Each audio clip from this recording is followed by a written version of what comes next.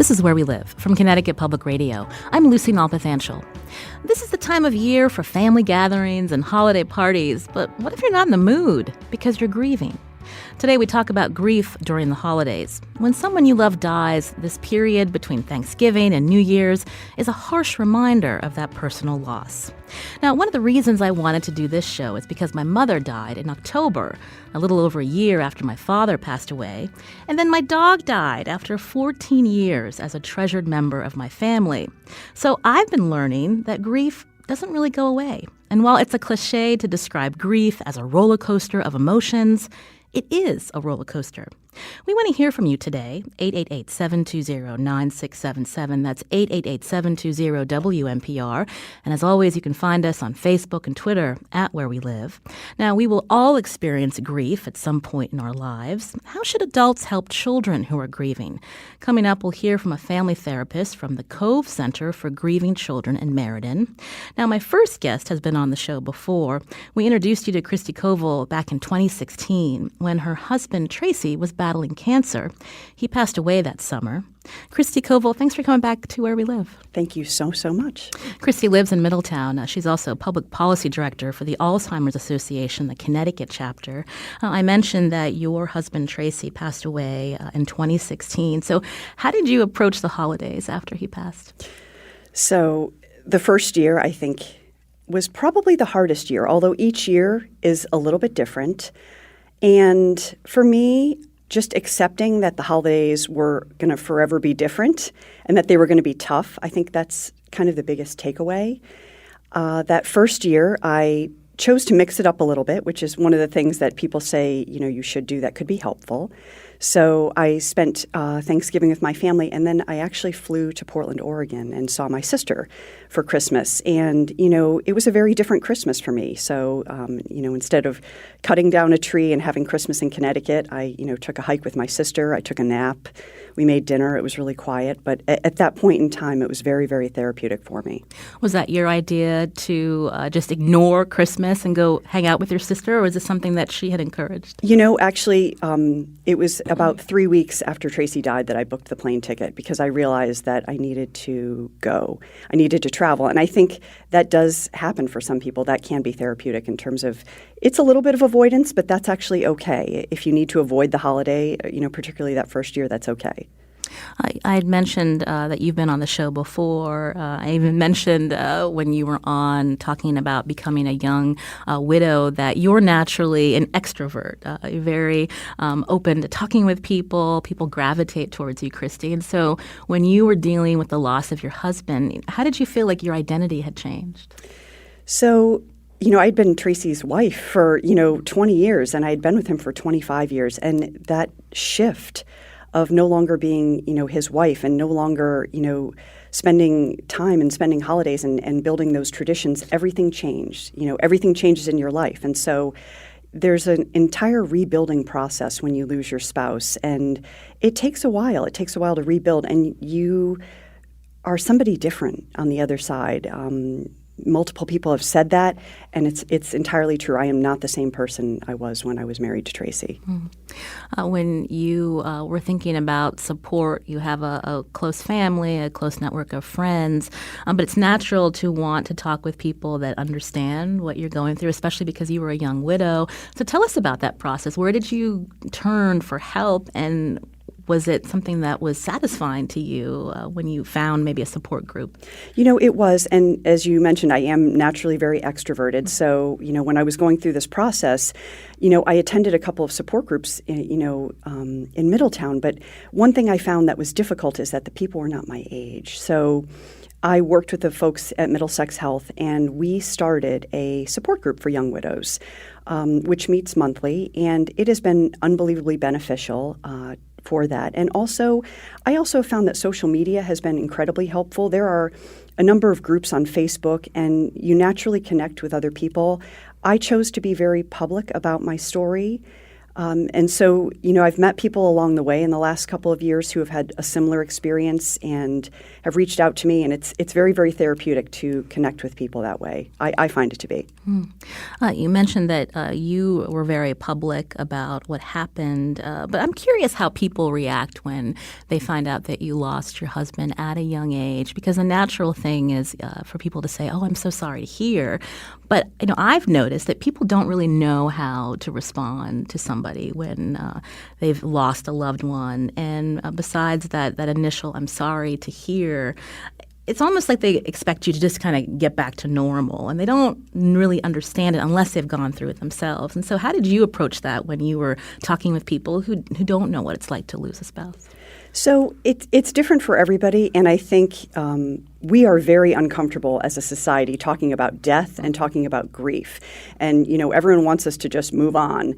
And, there's no moving on in grief. It doesn't matter who you lose. You move forward. You move forward with your life. You move forward with that loss. And I think I was just very transparent about it. I was very transparent about changes in my life, whether that was changes in my living situation. I've moved since he died. Changes in friendships or things I wanted to do. Dating, that's something that people are very uncomfortable talking about because you're married. But if you're younger, you may choose to date. And that's something that people get a little uncomfortable about. But I'm very open about it. So, and I also recognize that my journey is not like anyone else's journey. So when someone loses a spouse at a young age, they may choose to stay where they are. They may have a family. People make their own decisions, and whatever decisions people make, it's the right decision for them. I'm talking with Christy Koval, who's a Middletown resident, as we talk about grief around the holidays. Again, this is a season where you're expected to be happy, spending time with others, but it's easier said than done, especially when you notice at your family gathering the absence of a loved one. We want to hear from you today. The number to join our conversation, 888-720-9677. You can also find us on Facebook and Twitter at Where We Live. You mentioned that you moved from the home that you shared with your husband because it was hard to live in that home because of all of the routines, the traditions that you had shared together? It was, a decision that I waited a little on. I stayed in the house for a couple of years, but I was living with ghosts throughout the whole house. And, I loved my neighborhood and I loved my neighbors and, I love Middletown as a community. So I stayed in the community. I just needed to relocate and have a different space for myself. And for me, that was the best decision I could have made. I have a beautiful space now. It's my space. And it was a fresh start. I mentioned that Tracy passed away after a battle with cancer. When you were talking with him in the last year, because you would see him declining, how did you guys talk about your life after?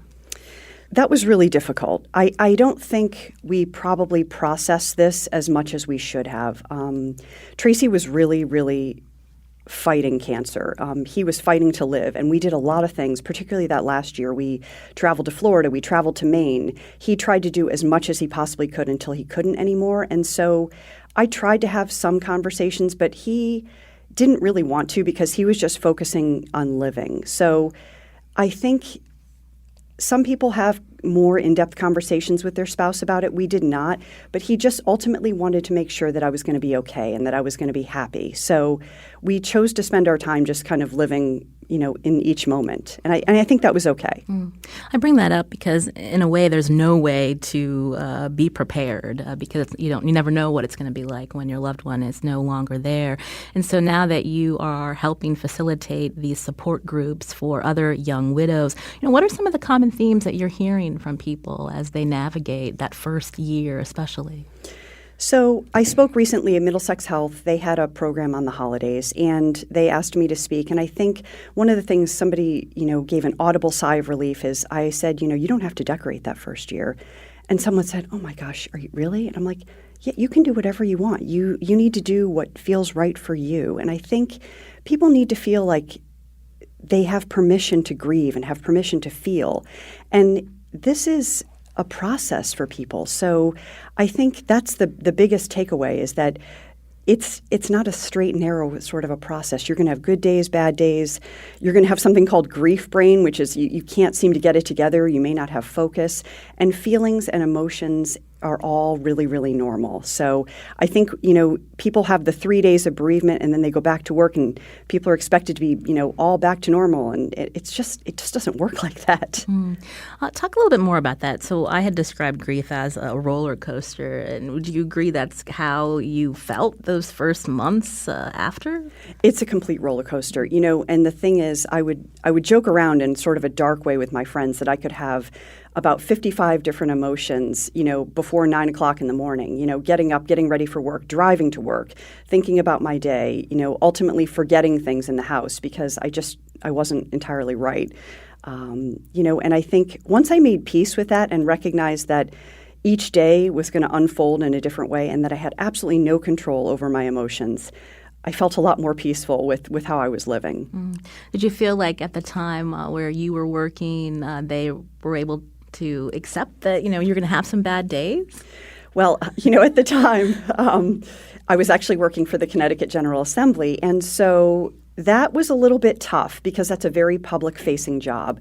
I had a wonderful boss and wonderful, wonderful colleagues, but, it's one of those things where I found that I had to compartmentalize my life a little bit because, I was researching bills and testifying on bills and, I had to pull my act together because you have to make sure that you're pulled together, to function throughout the day. But I found work to be very, very therapeutic, actually. Again, we're talking about grief around the holidays. It's something that all of us will experience at some point in our lives.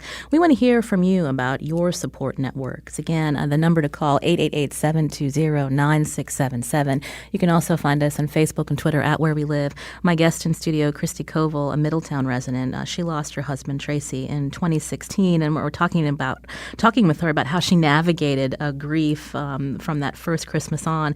This is now your fourth Christmas without your late husband. So what has changed for you? How have you been able to come up with new traditions? And when these memories come back, how do you handle that? So this is my first year with a tree. I have a fake tree, which I feel a little like a fraud, but that feels like a good thing for me to have. And I've decided that I'm going to keep the tree up for a little while. I choose to incorporate things that Tracy liked around the holidays. So there's recipes that I make for him that he liked. That's same thing with my mom because I lost my mom at a young age. So I've kind of incorporated their favorite things. I spend Christmas Day with my brother and my niece and twin nephews. My niece is 7 and my nephews are 4. And children bring incredible joy. They love the holidays. So I think that's really wonderful. And I just surround myself with people who enjoy celebrating the holiday. And I recognize that it's not going to be joyful every single moment, but I am choosing to have the joyful moments. And I think that that's okay. I spend time with Tracy's family, too. We've developed a new tradition since he passed where they all come to my house the weekend after Christmas, and I host, and it's really lovely. So that's a new tradition. That's something that we didn't do when he was alive. When you, excuse me, I'm battling this cold this last few days. When you're talking with other people who've lost loved ones for this, again, support group that you've helped facilitate at Middlesex Hospital, even personally, when people are being told that, you can change some of the routine around the holidays. You don't have to do what you used to do when your loved one was with you. Is that hard sometimes for people to grasp onto? Maybe they think they're betraying their loved one if they make that change? I think so because you're trying to navigate your life in a completely new reality, and it's never going to be the same. So the other thing I've told people, and I do this for myself too, is accept invitations from people to go to their house for holiday gatherings, but take your own car. And if it becomes uncomfortable or too much, go home. So do what feels right. I feel like we try to force ourselves at the holidays to do all the things, that other people expect from us, when ultimately, if you're going through the holidays and you've lost somebody, it's going to be challenging. It's going to be tough. It may be difficult at times. And I feel like in order to have those moments of joy, you should be true to yourself and do what feels right and honor what your decisions are and honor your choices. You have a tip sheet, actually 64 tips for coping with grief at That the might holiday. be too many of them, I know. That might be too many. But tell us about some of the other suggestions for people who may be listening, again, who are missing a loved one at the holidays and don't really know how to get through the next few days. So I think, again, like I mentioned, acknowledging that they're going to be tough. I think for a lot of people, including myself, there's this anticipatory grief. So sometimes you can feel more anxious before the holiday, and the actual holiday may be okay.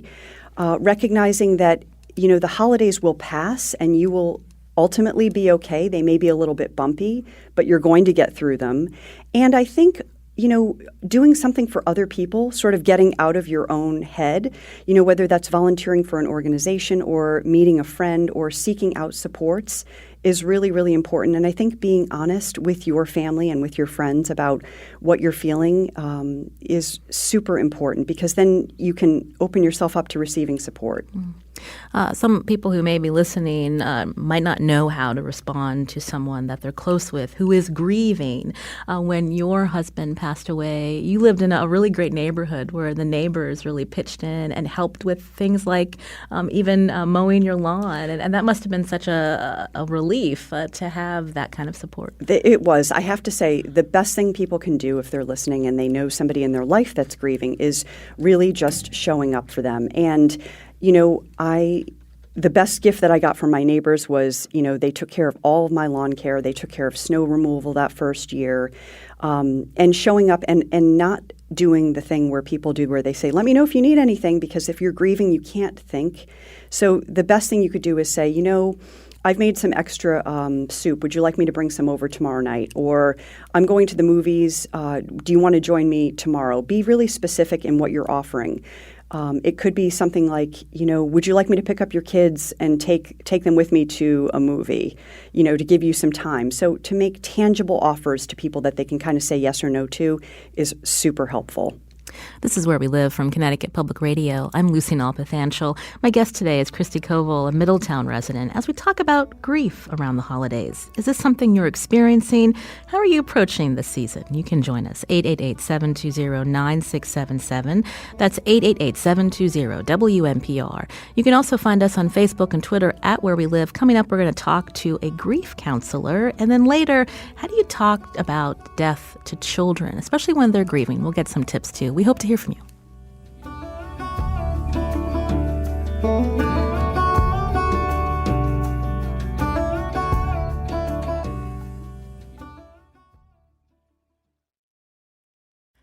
This is Where We Live from Connecticut Public Radio. I'm Lucy Nalpathanchel. When you lose someone you love, you know that your memories of him or her can pop up when you least expect it. I'm talking about grief around the holidays with my guest, Christy Koval, who lost her husband, Tracy, in 2016. Now, if you've lost a loved one, who did you turn to for support, especially during this time of year? We want to hear from you today. The number 888-720-9677. That's 888-720-WNPR. Or you can find us on Facebook and Twitter at Where We Live. Now, joining our discussion now is Ada Rodriguez, who lives in West Hartford and is a licensed professional counselor. Ada, welcome to Where We Live.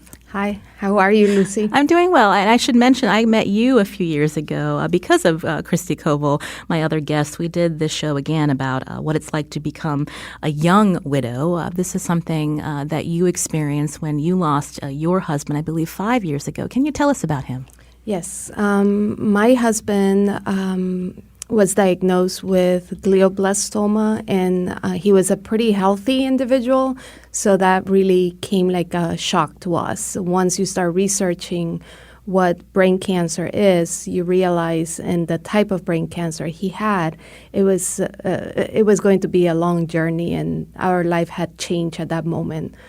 Forever. So he battled brain cancer for 2 years, and then he passed away. He was a very energetic, full of life person, and the way he faced his disease was with laughter, and he would go to Hartford Hospital and make the nurses laugh, and he would come in singing. He would have this group of people that would accompany him when he had to get the chemotherapy. So he lived life until the end with a lot of energy and spark. So I think that helped me realize that that's how I needed to keep on living life. You also have two children, so they were fairly young when your husband got his diagnosis. So how did you talk about that with them? Yeah, that was tough because now when I look back, they were like very young. You know, my youngest son was in the 3rd grade, and my older son had just started middle school. I think for my older son, it was harder because middle school, you know, is such a tough, those years are pretty difficult. So I think at the first year, we were all in shock of what had happened. And, you know, I think I tried the best to be there for them. And I think I know for Christy was, you know, she felt like she had to, you know, sell her house and move to another space for her. For us, it was different because the kids needed the consistency, especially that, you know, first year. So we are still in the same house, in the same neighborhood. They go to the same schools. And everybody knows their story at school, in our neighborhood, and everybody's there for us and support us. So I think that's very important for the kids to know that the consistency, that their life hasn't changed, even though it was a big change, Dad not being there. But at the same time, there's a lot of pressure on you, Ada, to help your children cope as well as dealing with your own grief. So where did you turn for support? I think the important piece, and we've discussed this with Christy, that surrounding yourself almost with a tribe of people, those people that will be kind and be there for you, and not. You know, and I think you realize that sometimes there's people that don't bring the positive energy. They don't bring the, you know, they're critical and things like that. And it's okay to kind of step back and just try to be with the people that make you happy and bring you joy. So I think that's what I've tried to do, to surround myself of the positive. I talk now a lot of positive energy, you know, but I kind of feel it, you know. I find to surround myself with people that bring me that positive energy. And also David's family has been, you know, wonderful. They're there for us, even though they live in Long Island, but they're always very welcoming and they're always calling us. So, you know, they're my family. So you can join our conversation as we talk about grief. Again, this is something that you may feel year-round after you lose a loved one. But during the holidays, it can be especially tough when you think about these traditions that you have had with a loved one. Again, we want to hear from you today, 888-720-9677. You can also find us on Facebook and Twitter at Where We Live. Deborah's calling from Brantford. Deborah, you're on the show. Hi, thank you for having me. I'm calling because I was a young widow with 4 children, ranging in age from elementary to senior year in high school, when my first husband passed away unexpectedly due to complications with cancer. Even though we knew he was ill, there were sudden complications, and he passed away suddenly. We leaned heavily on our community, similar to your most recent caller, to provide consistency and support for my children. It was really hard to return to work, but I had a lot of support from my company that I was working for at the time, which, you know, they gave me an extended leave because it was just, the logistics alone were unbelievable, that you have to manage when you're unprepared for something like the loss of a spouse.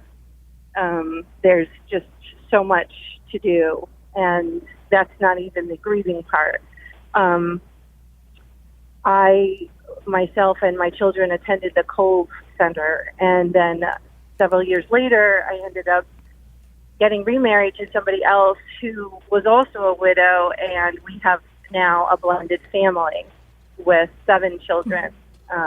So all of whom have, you know, lost a parent, and it's been a very interesting, complicated, and amazing journey. So.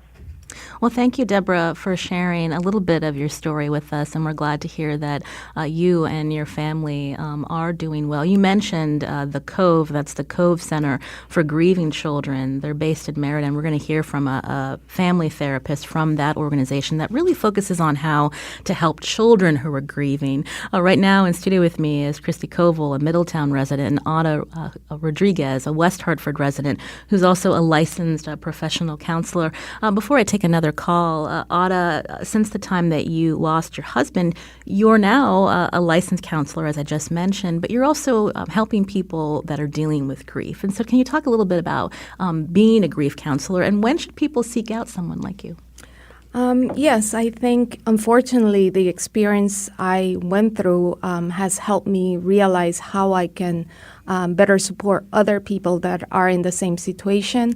I think the moment, it's hard to tell when you need to seek a counselor. However, I think when things start getting in the way of your daily functioning, I know at the beginning it's tough and it's there, but if you're like 2 years, 3 years, 4 years, and you're still having these intense feelings of crying every day, once the negative thoughts start coming in, some hopelessness, feeling worthless, wanting not to live anymore, going to addictive behaviors, isolating yourself, those are kind of like the signs that you really need to be reaching out and asking for help from a counselor. A lot of times I find that people, instead of getting closer to loved ones or friends, they tend to remove themselves from that and are finding themselves isolated. So I would encourage those people to seek out a counselor or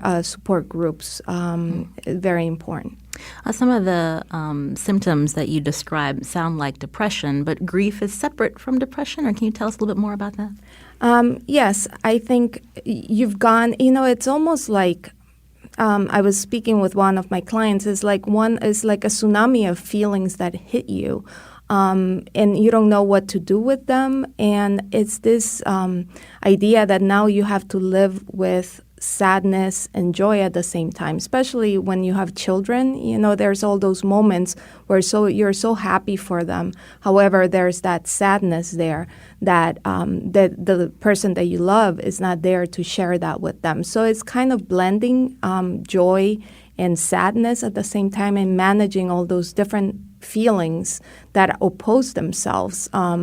And I think that's a little different from depression. Depression is more an overwhelming feeling of sadness. I don't think you feel that accompanying joy there. So. Christy Koval's with me again. She lost her husband in 2016. Christy, did you seek out a grief counselor? I did. I've been working with somebody for a long time, so I feel like that was really, really helpful for me. And individual therapy, support groups, and then support of family and friends. It's all really important. And, over the years, sometimes I've taken periods of time off, but then sought that help again. And I think recognizing that mental health should be just as important as your physical health is so important. Ada, for our listeners, if they're dealing with grief and they have yet to seek out a grief counselor, what's the best way to find one near them? I find usually if you are connected with an insurance company, you have an insurance, you call your insurance directly and they have listings of professional counselors in the area. You also can go to Psychology Today, which is a website where you can find specific for grief, your insurance, age group, and things like that. So that site is very helpful to Psychology Today. We'll try to tweet out a link at Where We Live. You can also join our conversation, 888-720-9677. That's 888-720-WNPR. Katina's calling from Wyndham. Katina, you're on the show. Oh, doesn't look like Katina's there anymore. Let me try Rose from Durham. Rose, are you there? Oh, hi. Yes, I am. Hi, Rose. Thanks for calling in. Tell us what your question or comment is. Well, without going through the list of losses, there are multiple. And I also, on top of that, recently lost my baby brother at Thanksgiving. I feel like it's been every time I get up, I get punched down by another loss. So I feel lost. I feel rudderless, and I'm not sure if I'm grieving correctly. I wonder that support group for widows, that if you're divorced after 25 years and you've lost the extended family, lost your health, lost your finances, and you're not exactly a widow, where do you go for support? Rose, that's a great question. First off, we're sorry to hear about your most recent loss. Maybe our guest can provide Rose some suggestions of where she could turn. Yeah, Rose, I think if you do a little search, I think it depends on what your loss is. There are support groups for all kinds of things. There's loss of siblings, there's loss of children. There's different support groups. And I think whether it be Middlesex Health or other healthcare providers or groups that are run throughout the state, I feel like doing a little bit of research you can probably find the best group for you. Go ahead. And Ada Rodriguez. Yes, and you can also go to 211. They have a website, and it's actually very, very helpful. You can go in there and just type what you're looking for, and they'll give you a listing of resources in the area. You also can call them directly, but I found their website very easy to use and very helpful. Okay, thank you. Well, Rose, thank you for calling in. We hope that you give 211 a call soon to get connected with some support for you.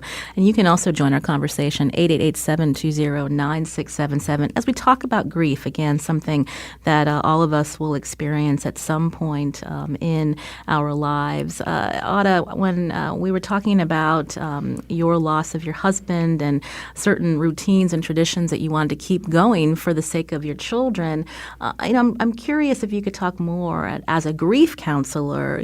What are some ways to help people who are in that process of they're not really sure where to turn, it's hard for them to get out of bed, some ways that maybe they can learn from you when you felt those things. What did you do? Even though it's been 5 years, this year was harder for me, and I knew because David died in October 17th. So once October starts and then the leaves start changing and then the cold weather comes, it's almost like an unconscious feeling that I get this sadness. So I knew that then winter is coming, so it's harder to get up out of bed. So I think preparing yourself, doing things that you like exercise, even though we say it all the time, oh, go ahead, go move. But, it's amazing. I've been exercising pretty regularly since October because I knew this was coming.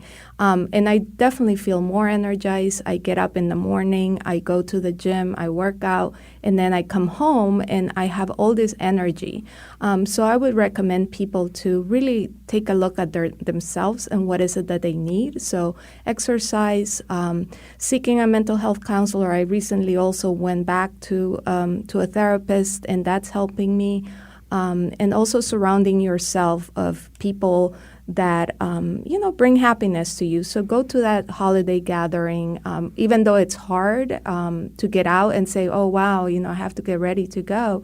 But just push yourself, force yourself to do it. And I think that's a lot of that battle of forcing yourself to doing things that you really don't want to do, but then you do them and then you feel better. We heard, go ahead, Christy. So the other thing, and I didn't mention this earlier, I think that's exercise is really good, is to really be mindful of alcohol and food intake, especially around the holidays, because there's, parties and events, and, the tendency is to want to have a lot of consumption, and alcohol is a depressant. So it's one of those things to be really mindful of intake. Right. That's a good thing to remember, Christy. We heard from Christy earlier about certain traditions that took her a while to go back to, like having a tree. Ada, tell us about how you navigated that for your kids. Yes, at the beginning, I kind of tried to keep the same traditions. We would go to a farm and we would cut a tree. But then after the first year, it was a complete disaster. It was so hard to do it. I couldn't put the tree on the car, So all these things get so complicated. So I think as the holidays have gone by, I've kind of, what is it that I want and need at that moment? And simplifying is very important. So I no longer send Christmas cards because that's a lot for me. So that has been eliminated. Like Christy, I now have a fake tree that is easy to assemble. There's still a Christmas feeling in my home, but not how it used to be, and that's okay. And I've accepted change, that's okay. So I think that's another important piece, accepting that things will never be the same. However, you can start creating new memories and new ways of doing. And what are your suggestions for listeners who may know someone who is grieving but doesn't really know how to approach him or her? Because, grief, depending on who they lost, it can vary. Yes, and I think like Christy mentioned, it's I found that when people would come to me and say, what is it that you need? I really couldn't tell them what I needed at that moment. So it's always important to just go ahead and do for those people. Invite them to your Christmas holiday gathering. Invite them to your book club. Reach out to them, and they can make the decision if they want to come or not. So I think it's just go ahead and do and help them by doing things for them. But asking is hard, because the other person doesn't know what they need at that moment. My guests today are Ada Rodriguez and Christy Koval, two Connecticut residents who've lost loved ones in recent years. We're talking to them about how they navigate the holidays. And after the break, we're going to learn more about how adults can help children who are grieving. We want to hear from you. The number 888-720-9677, or you can find us on Facebook and Twitter at Where We Live.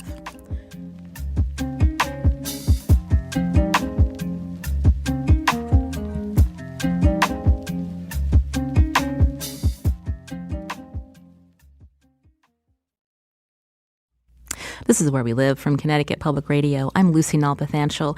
If you've lost a loved one, the holidays are an especially hard time of year. When a family member died, did you struggle with talking about death with your child? We want to hear from you today. Find us on Facebook and Twitter at Where We Live. We also wanted to know what's the best way to help a child through the grieving process. So joining the conversation now is Barbara Giangreco, a licensed marriage and family therapist. She's site director for the Meriden Family Program at the Cove Center for Grieving Children. Barbara, welcome to the show. Thank you. It's great to be here. We heard a caller actually mention the Cove. It helped her as she and her children were grieving, and now they're part of a blended family, also of a family that also has lost a loved one. So tell us just briefly about your organization.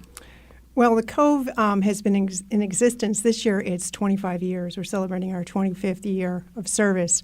We have 7 sites across the state, mine being one of them. Our foundation is the family program. However, we do have other programs available to folks in regards to school system, the Good Grief program, also professional development in different areas. And it's just an incredible organization that when people are grieving or have a death in the family, it's difficult to reach out, as these ladies were saying before, not knowing where to go. So it's not actually the club that people want to become a part of right away, but it is something that is incredibly helpful to not just the kids, but to the families overall.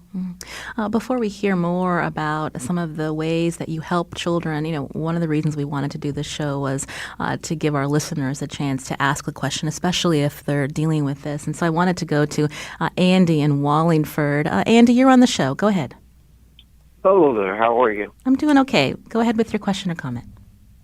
I just wanted to bring up the fact my 9-year-old niece was murdered by an escapee from a mental hospital, and that was a while ago, and we all had to deal with that, but a lot of us didn't deal with the grief. We buried it and became numb, and then what happened later on, a lot of us, the grief buried us in a way. And we never sought out counseling, so it's so important for people to seek out counseling, especially no matter what happens when you have a loss, whether it's tragic or not. The counseling is so important, and I want to bring that up. Well, thank you, Andy, and we're sorry to hear about how your niece passed away. You mentioned that at first many of you in your family tried to bury that grief. When did you finally come up and try to get help? Oh, God, it was probably 20 years afterwards. And that's when, to be honest, I had a mental breakdown. And so that's why it's so important to get that grief counseling or to talk to somebody about it. I went into overwork mode and doing things that would make me forget about everything. And so that's not the right way to do it. Well, thank you, Andy, for sharing part of your experience with us here on Where We Live. Barbara Giangreco is with us from the Cove. Andy's saying it's common to want to bury that grief. So tell us how you work with families to get past wanting to kind of push it away, thinking that it's just going to go away. And that's a very normal reaction for almost everybody, is if they don't think about it, don't talk about it, then it really isn't happening. But as Andy did say, that it doesn't go away. And so there's different ways of being able to manage it, especially with kids. One of the focuses that we have at the Cove is to really help kids and families keep the memory of the person who's died alive. And we do that in a lot of different ways. A lot of it is through hands-on activities or family activities that families do together. I just wanted to be open about how the Cove operates in working with kids. Not only are we helping to support kids, but we're also highly sensitive to the fact that the adults in their lives are also grieving. And so this is something that has been dropped in their lap, that there's no roadmap, there isn't a blueprint or a cookie cutter kind of explanation as to first you do this, then you do this, and then you feel wonderful. We call it the grief wave, the Cove, because there are days when you're okay, and then there are days or even moments when you're not so okay. We like to be able to kind of do that in ways to be able to help support kids, letting them know that what they're feeling is okay. And there may be days when they're not feeling okay, but we encourage conversation with the adults and the kids. Can I ask, when you're dealing with a child, I'm thinking that grief manifests in different ways when it's a child versus an adult. And so I'm just wondering if you could maybe talk through what someone might be observing and how they should respond if they see their child acting out in a certain way.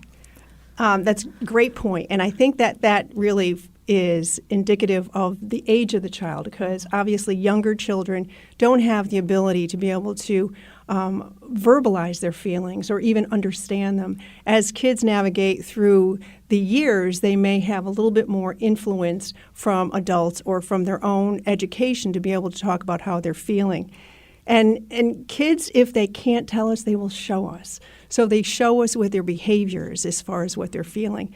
One of the things I think is important that we help to support the parents or caregivers with is to be able to notice some of those things, but to also be open and honest and give the kids permission to talk about how they're feeling. Consistency and structure are huge for kids. So I heard you ladies talking about how it's important to keep some things the same while you're trying to change certain things.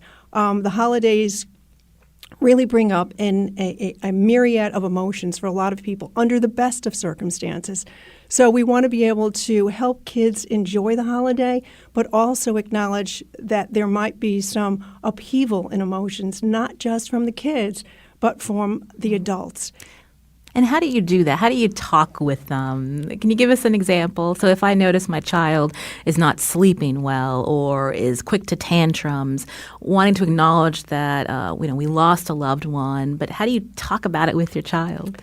The best way that we've found is to be honest and to be open and to acknowledge it. So when kids are showing us that they're not okay, we want to be able to make sure that they know that we're paying attention, to be able to say, gee, I noticed that you're having a really hard time working on that puzzle, or that you snapped at your brother, or whatever the case may be. Can we talk a little bit about that? Because you know what, today I was really sad because I was really missing Daddy. I wonder if you're missing Daddy. And some parents want to hold back on that because they don't want to upset the child. And the child sometimes doesn't want to talk about it because they're afraid they're going to upset the parent. So it's really important to be able to take time to listen to the children, not just with ears, but with your eyes, to be able to acknowledge and check in with them at the end of the day. How was your day today? Tell me what happened. Did something upset you? Let's talk about how you're feeling. And where are you feeling that in your body? Does your stomach hurt? Does your head hurt? The more we're able to give kids cues, the more they're going to start to feel comfortable about telling us how they feel. We were talking with both Ada and Christy in studio about how grief really is a journey. It might feel really strong after a particular person has passed away, but it might bubble up later. And so how do you navigate that with a child? Well, I think it's important to also be honest with kids when you're having a difficult time, because kids need to know that this is a normal reaction when you're feeling sad and you're missing someone. So if we as adults are struggling, we want to be able to let the kids know that it's okay to cry. It's okay to be angry. It's okay to feel all these feelings that we don't know what to do with. Because if we can do that with our kids, it helps to normalize what we're experiencing, to say, it's okay if you feel this way. So there may be some days when it is okay to smile. It's okay to have fun. Daddy would still want you to be smiling and having a good time. Because we will be teaching our children that if we don't show how we're feeling, we need to hide that. And as our caller was saying, Andy, that all those feelings were hidden for a while until they kind of percolated up and they came out in ways that were unhealthy. Before we run out of time, again, Barbara Giangreco is here from the Cove Center for Grieving Children. Barbara, how can our listeners find your services? Are there ways that the Cove is hooked up with, say, particular schools or pediatricians, so when they notice something with their child, they know where to turn? We get a lot of our referrals from school systems, from medical institutions, from pediatric sites. We also have all of our services posted on our website. So there's a wealth of information there. Our coordinating office happens to be in Meriden, and just calling the office itself would give people the information that they might be looking for to help navigate wherever they are in the midst of their grief process. This week, again, the holidays are really coming to a head. Just a couple of tips for families as they head towards these particular days when there are family gatherings. One of the things I think that's important to be mindful of is to be flexible, because, again, as it was mentioned earlier on in the show, that you want to hold on to some rituals, but sometimes it's good to be able to try new things, to ask the kids what they would like to do. They may want to continue to do the same things they've done every year when that loved one was there, or they might want to do something different. Creating new traditions is okay, because moving on from that grief process into a different direction, although we're still experiencing those feelings, is really important to do new things. And again, have fun if you can. The holidays are a very stressful time, and it's a heavy burden to carry this grief package that we have. So we want to be able to allow kids to be kids and to have some fun during this time. Well, I want to thank Barbara Giangreco for coming in today, a licensed marriage and family therapist, also site director for the Meriden Family Program at the Cove Center for Grieving Children. And Barbara also has a private practice in Wallingford. Barbara, thanks so much for your time today. Thank you for having me. My other guests, Christy Koval, a Middletown resident, and Ada Rodriguez, a West Hartford resident, who's also a licensed professional counselor in Newington. Christy and Ada, thanks so much for sharing your story with us. Thank you so much. Thank you, Lucy. We focused today on people who have lost loved ones, but we should also acknowledge that the holidays can be a tough time for anyone. And so if you are struggling, I want to give you the hotline, 1-800-273-8255. That's the National Suicide Prevention Lifeline, where you can seek out help if you need it. Today's show produced by Carmen Baskoff. I'm Lucy Nalpathanchel. Thanks for listening.